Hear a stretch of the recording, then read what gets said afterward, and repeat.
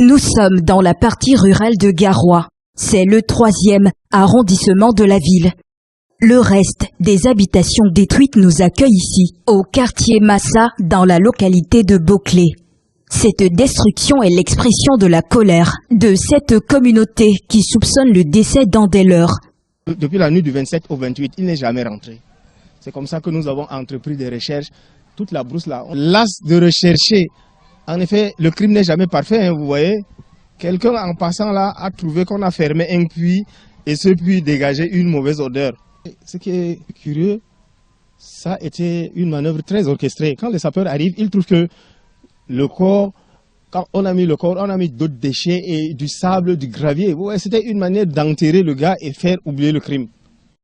Ce jeune homme serait ici pour assister à ce deuil, alors que lui-même perdra la vie de manière mystérieuse et son corps sera jeté dans ce puits inactif. La communauté des jeunes disparus s'est ruée sur ces maisons car les habitants ont pris la fuite pour le village de Sanguéré-Paul, situé à une dizaine de kilomètres.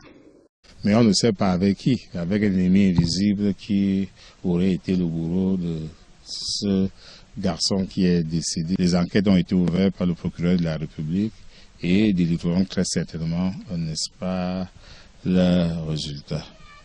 Le sous-préfet de l'arrondissement de Garoua 3, accompagné des forces du maintien de l'ordre, ont ouvert une double enquête afin d'établir les responsabilités de ces derniers événements dans cette localité jusqu'ici réputée de paisible.